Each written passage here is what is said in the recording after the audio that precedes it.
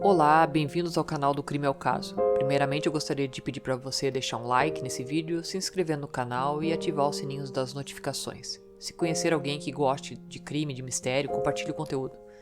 Agradeço desde já a sua presença e vamos para o caso de hoje. O caso Dana Arlen. Uma garota sai para andar de bicicleta na véspera de Natal de 1991, e o que parecia ser um simples passeio para Dana se tornou a maior investigação do Havaí. Dana Marie Arlen nasceu em 12 de dezembro de 1968, na Virgínia, Estados Unidos. Ela era a filha mais nova da família de John e Mary Louise Arlen. Sua irmã Sandra era 7 anos mais velha do que ela. Na época do caso, a Dana tinha 23 anos. Dana veio com os pais da Virgínia para visitar a irmã que morava no Havaí. A família ficou hospedada na Big Island, em uma casa alugada em Kapoho.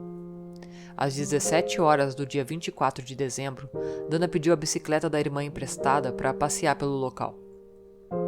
Mais tarde, uma moradora local, chamada Cheryl, passava por uma estrada de chão e encontrou uma bicicleta totalmente retorcida. Claramente, aquela bicicleta tinha sido atingida por um carro, e as marcas de pneu mostravam que o carro vinha vindo em outra faixa, quando acelerou para atingir a bicicleta. O impacto chegou a arrancar o banco.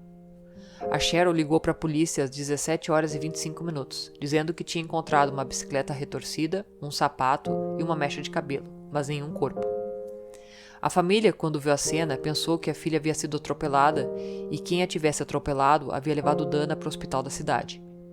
A realidade acabou sendo mais assustadora do que qualquer um poderia imaginar. Dana foi encontrada a 8 quilômetros do local do acidente, em uma trilha em Wawa. Ela tinha ferimentos graves no corpo e na cabeça, e estava nua da cintura para baixo.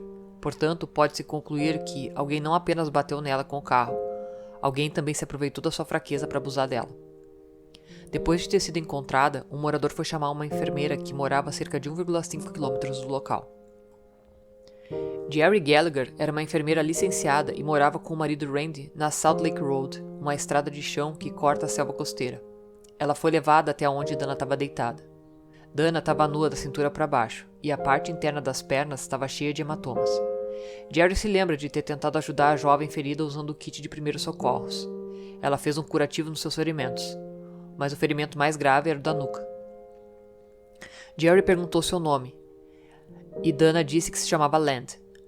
Jerry perguntou quem a atacou, mas Dana não estava coerente. Ela estava alucinando e pedindo as chaves do seu carro para que pudesse voltar para casa.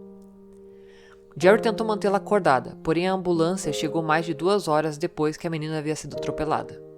A falta de telefones na área levou a um atraso significativo na obtenção de ajuda.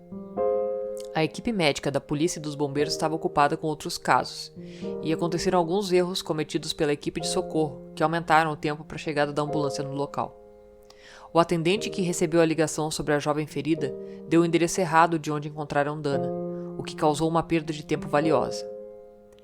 Jerry disse que pensou 1 milhão de vezes em levar ela para o hospital no próprio carro, mas ela estava muito preocupada em cometer algum erro e acabar por paralisar a garota. Ela disse que teve pesadelos sobre isso. Disse que não fazia ideia que demoraria tanto tempo para conseguir ajuda para Dana. Jerry disse que se ela tivesse recebido socorro a tempo, ela teria sobrevivido.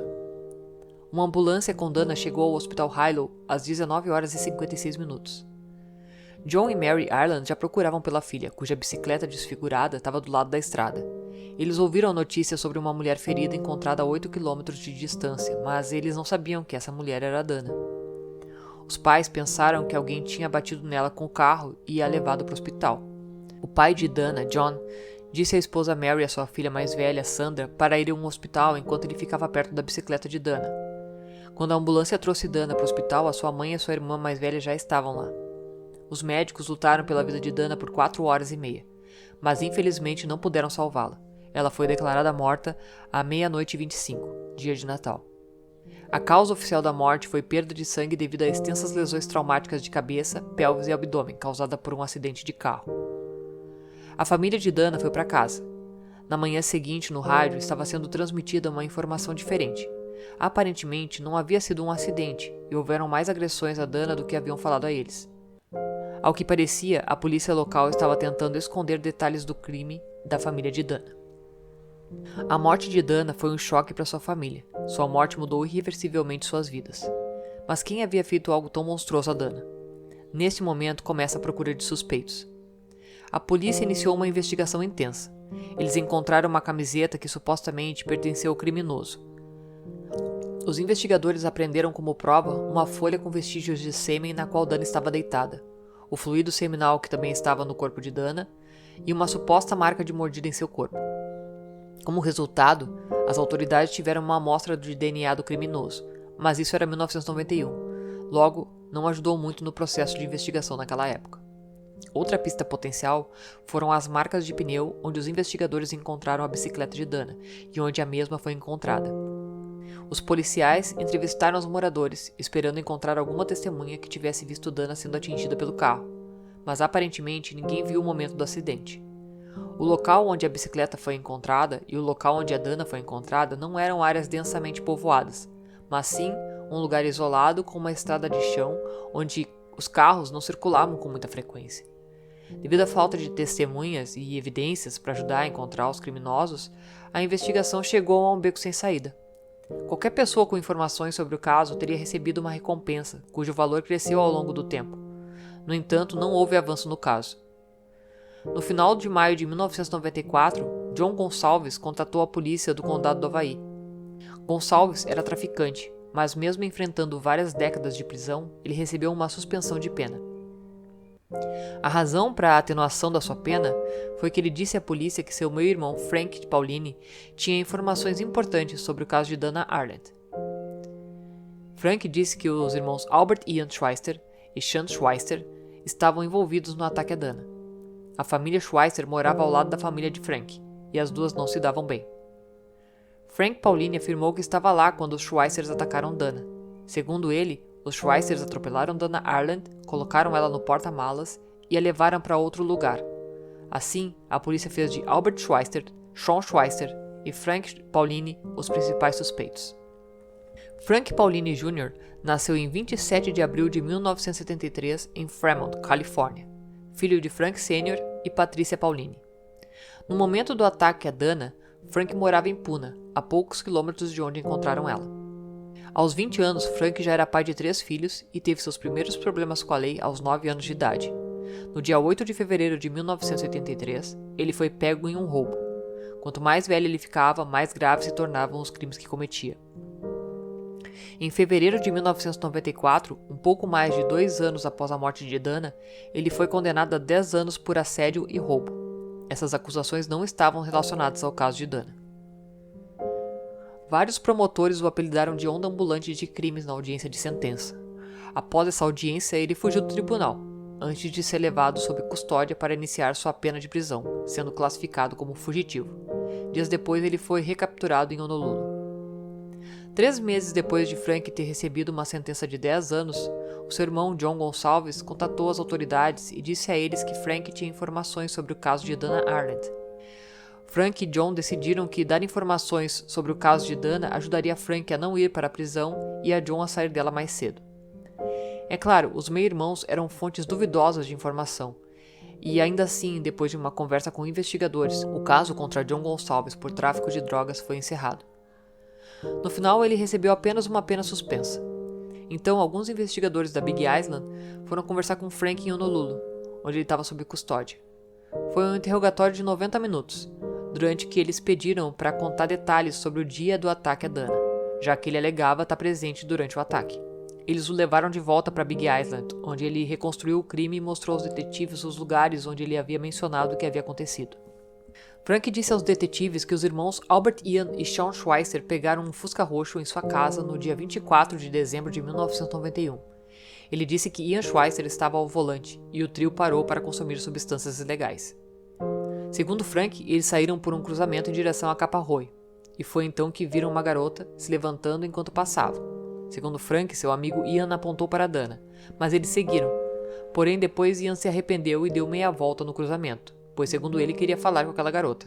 Eles estavam andando a cerca de 70 km por hora, e Ian, que estava no volante, não conseguiu parar a tempo e bateu em Dana.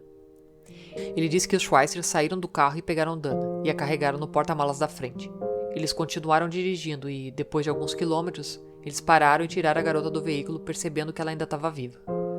Frank afirmou que, ao contrário dos irmãos Schweitzer, ele não participou do abuso, mas ainda assim ele disse algo que trouxe consequências graves para ele. Frank disse que Ian Schweister insistiu para que ele encontrasse a chave de roda e batesse na cabeça da vítima para acabar com seu sofrimento. Após tudo isso, supostamente eles voltaram para o carro e foram embora. Todo o depoimento dele estava num papel, e o Frank assinou. Foi uma declaração afirmando que ele testemunhou por sua própria vontade, que ninguém o forçou ou prometeu nada e que ele não estava sob a influência de substâncias ilegais ou álcool. Albert Ian Schweitzer nasceu no dia 15 de julho de 1971. Seu irmão Sean nasceu em 1975. Eles tinham uma família bem estruturada. Sempre foram muito amados pelos pais, recebendo todo o suporte. Depois que o Frank começou a cooperar com a polícia, ele foi transferido para o Centro Correcional Comunitário de Maui para sua proteção, pois os funcionários da prisão disseram que ele era um problema para a gestão, porque estava sempre recebendo ameaça de outros presos. Em julho de 1996, pouco mais de 2 anos depois de Gonçalves ter prestado a sua declaração ao policial, Frank retratou a sua história, dizendo que inventou porque seu meio-irmão havia pedido para ajudar ele a sair da prisão. Ele disse que não estava presente no momento do ataque, mas ainda tinha informações sobre quem era o responsável. Segundo ele confessou que estava lá apenas porque era a única maneira de fazer a polícia acreditar nele. E o irmão havia dito que a pior coisa que poderia acontecer com ele é ser acusado de perjúrio. No entanto, perjúrio não estava entre os crimes que ele foi acusado no dia 30 de julho de 1997. O crime que ele foi acusado foi de tirar a vida de Dana Arndt ao assinar uma confissão afirmando que bateu na cabeça dela com uma chave de roda. Mais tarde, naquele ano, os irmãos Schweitzer também receberam acusações, mas negaram envolvimento no caso, afirmando que estavam com a família no dia 24 de dezembro de 1991. Vale ressaltar que a polícia tinha motivos para acreditar que o Frank mentiu ao dizer que participou do crime com os Schweitzers. Afinal, quando os investigadores o levaram para Big Island, ele não pôde mostrar nem o lugar exato onde atingiram Dana, nem onde as pessoas a encontraram mais tarde. E ainda assim, Frank assinou a confissão que resultou em acusações contra ele. Depois que o Frank percebeu que seu irmão estava errado ao dizer que perjúria era a única coisa da qual ele poderia ser acusado, ele retirou a confissão. Enquanto isso, Gonçalves aderiu ao roteiro e testemunhou contra o meio-irmão, e em troca a polícia abandonou as acusações de tráfico de drogas contra ele. Naquela época, a tecnologia de DNA não era tão avançada como é agora. Logo após a prisão, as autoridades coletaram amostras de DNA de Frank e dos irmãos Schweitzer. A promotoria do condado do Havaí também verificou os fluidos biológicos na maca usada no dia em que levaram Dana para o hospital e coletaram amostras do seu corpo. No entanto, a polícia ficou surpresa quando recebeu um relatório dizendo que o DNA de Frank e dos irmãos Schweitzer não correspondia ao DNA do criminoso, que mais tarde seria chamado de Homem Desconhecido número 1. Com base nesses resultados, as acusações foram retiradas contra os 3 homens. Porém, isso não impediu que a investigação continuasse, até mesmo porque eles afirmavam que o culpado ainda estava solto. Além de outras evidências também não apontarem para esses 3 homens, as marcas de dentes dos irmãos Schweitzer nem a de Frank Pauline não correspondiam à mordida no peito de Dana.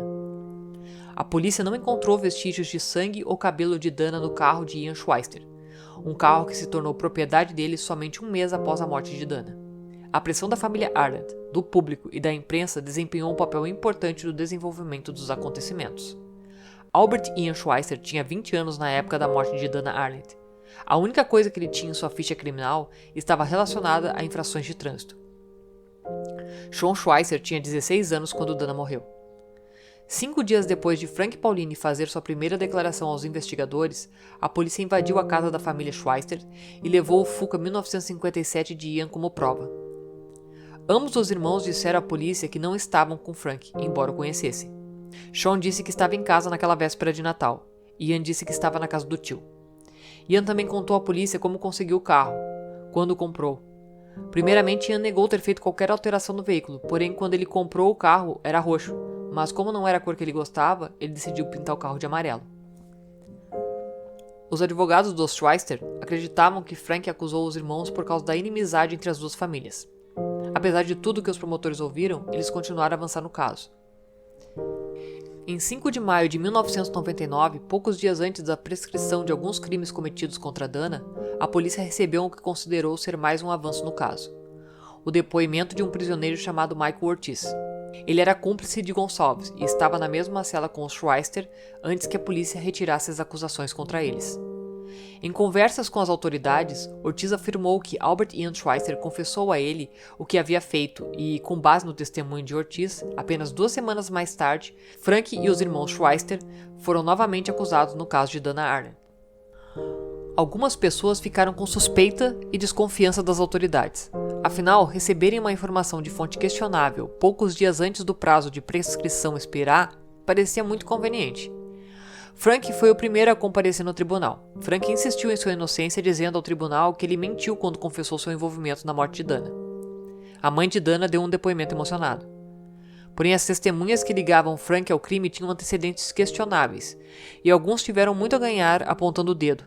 Entre aqueles que se beneficiaram com Frank sendo considerado culpado, estava o seu meio-irmão Gonçalves, que se tornou testemunha da acusação.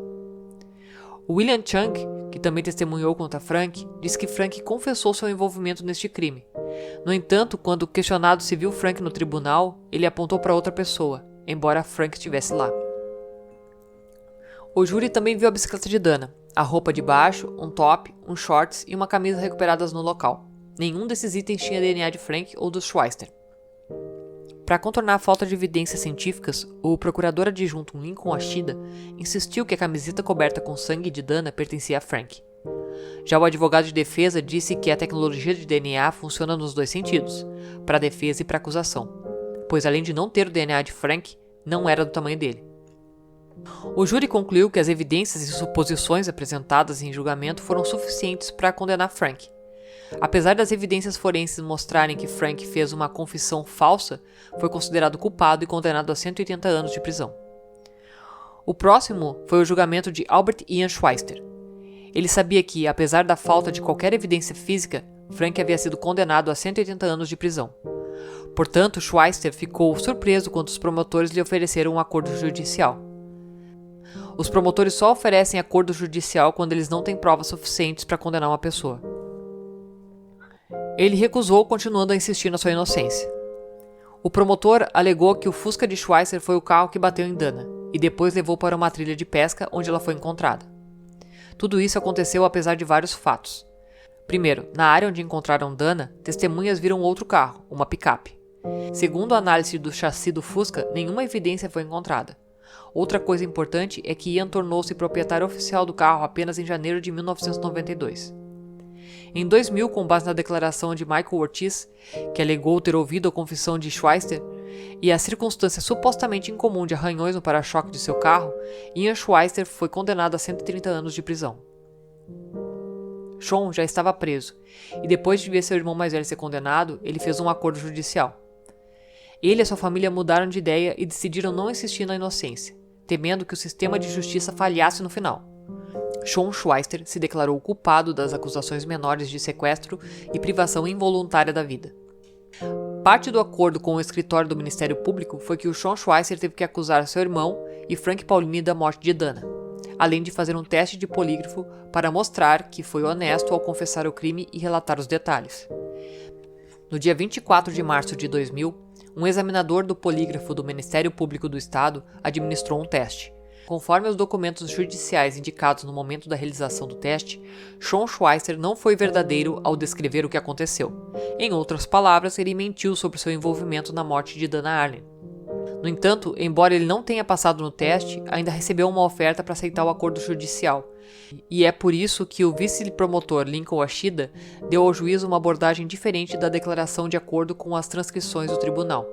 Ashida disse que Sean passou no polígrafo.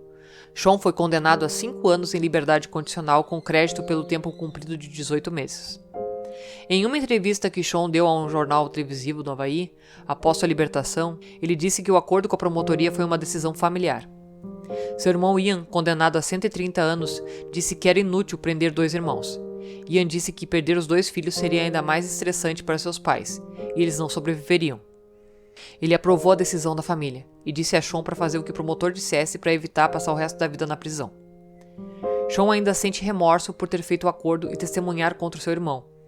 E com o passar dos meses e anos, ele e sua família também lutaram com a mancha deixada por este caso. Sean diz que passou muitos anos de depressão, dificuldade para encontrar emprego, acrescentando que membros da comunidade não esqueceram do caso. O pai de Dana, John, morreu em 2000. Após a morte de sua filha, ele se tornou um defensor dos direitos das vítimas de crimes. Também trabalhou na adoção de uma lei relativa à prescrição por crimes violentos. Ian Schweister e sua família não aceitaram sua condenação injusta e continuaram a lutar. Em 2005, Ian solicitou uma revisão de caso se candidatando no projeto Inocência. 5 anos mais tarde, em 2010, o trabalho nesse projeto começou a ganhar impulso com estudantes de direito, advogados e professores da Universidade do Havaí que estudaram documentos antigos relacionados à investigação do caso da Dana. Os promotores do condado do Havaí deixaram eles fazerem o seu trabalho e permitiram que o projeto Inocência revisasse o caso para determinar se as pessoas erradas haviam sido condenadas. A mãe de Dana, Mary Louise Arlen, morreu em 10 de outubro de 2016, aos 92 anos. Durante os muitos anos que Ian passou na prisão, seus pais tentaram visitá-lo sempre que podiam, mas a visita parou assim que ele foi transferido da prisão do Havaí para Saguaro, no Arizona. O longo voo e a viagem prolongada de Phoenix foram um desafio para eles, e especialmente para Linda Schweister, que estava lutando contra um câncer de mama. Foi um desses dias que Ian pediu para que os pais não voltassem para ver ele, pois era muito sacrifício para ambos. No dia 23 de janeiro de 2023, 23 anos após o júri considerar Albert Ian Schweister culpado, sua equipe jurídica entrou com uma moção pedindo ao juiz para anular a condenação, com base em novas provas e informações. A audiência aconteceu no dia seguinte, algumas horas depois que a equipe de Ian apresentou a moção. Um vice-xerife estadual tomou Schweister do Centro Correcional Saguaro do Arizona e o acompanhou em vários voos para Highland. Eles chegaram lá a tempo para a audiência.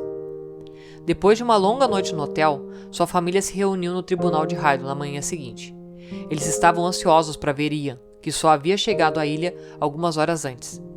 Vestido com um aloha, camisa fornecida por sua equipe jurídica, ele sorriu quando apareceu no tribunal. Sua equipe jurídica apresentou novas evidências ao tribunal. A especialista em DNA Nancy Dean foi uma das testemunhas no julgamento, explicando que testaram todos os itens novamente usando métodos avançados, indisponíveis durante o primeiro julgamento. A tecnologia melhorou muito.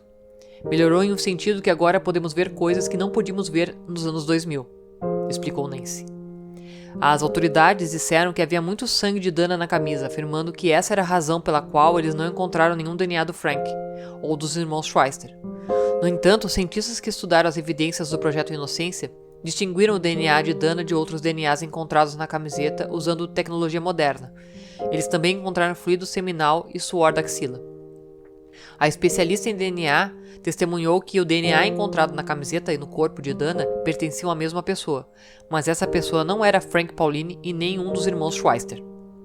Após a declaração de Nancy, um especialista em banda de rodagem deu testemunho remoto dizendo ao tribunal que o Fusca de Ian não poderia ter deixado aqueles rastros encontrados em ambos os crimes. As marcas, em sua opinião, eram de um veículo maior, uma caminhonete, um caminhão, uma SUV ou uma van deixou aqueles rastros. O dentista Adam Freeman foi o último a testemunhar.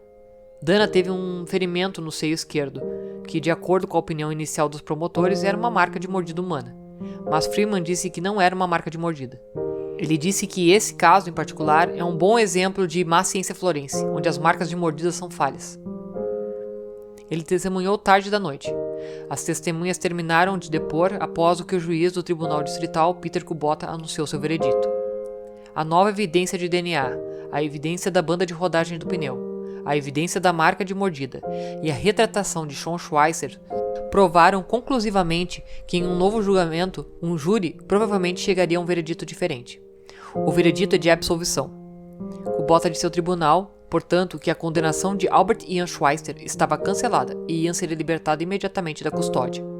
Com essas palavras, vindas 23 anos depois que o júri o considerou culpado e 25 anos depois de que ele foi preso, Ian Schweister de repente se tornou um homem livre, e o juiz se dirigiu ao Ian com as seguintes palavras: "Você tem 1/3 da sua vida pela frente.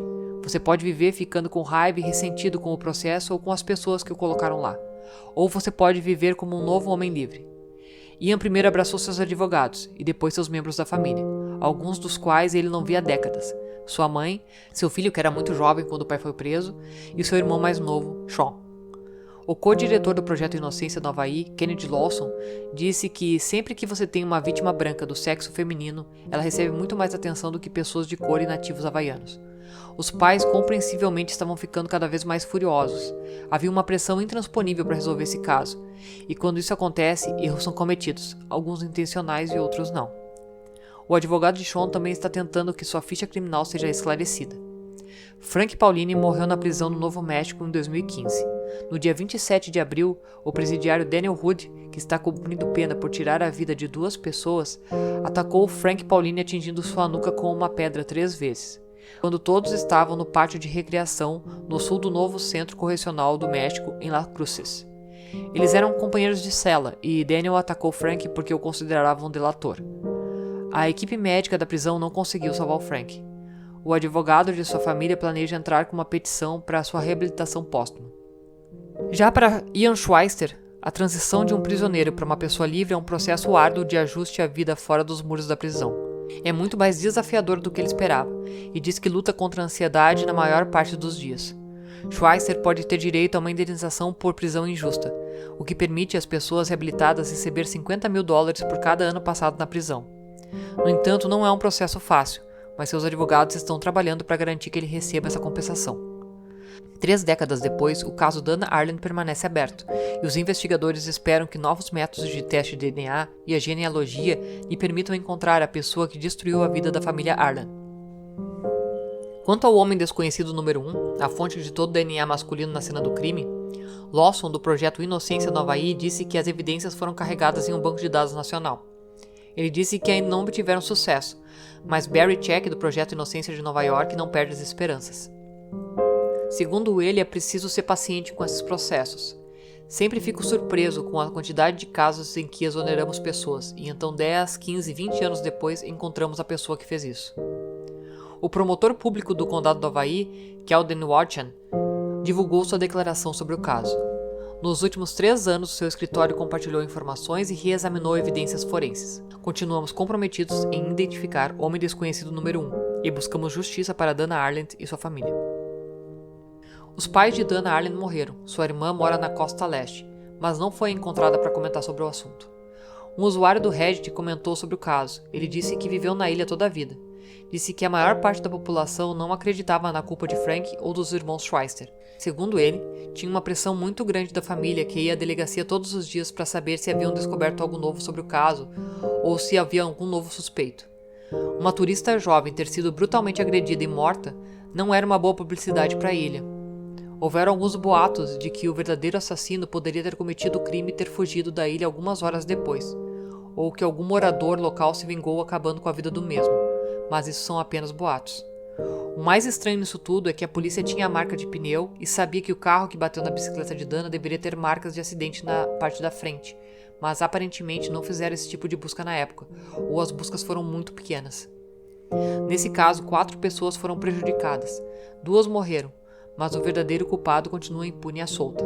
A família Arland foi abalada, bem como a família Schweister, que teve os 2 filhos presos, um sendo obrigado a mentir sobre a culpa do irmão para pegar uma pena menor, e a família de Frank Pauline, que acabou sendo assassinado na prisão. O crime contra Dana Arland foi um dos mais brutais que eu já vi, e vamos torcer para que o verdadeiro culpado seja encontrado, e que, se ainda estiver vivo, saia do convívio da sociedade. Então, esse foi o caso de hoje. Comenta o que você achou, pode dar dica de caso que você gostaria de ver, e até o próximo vídeo. Até mais!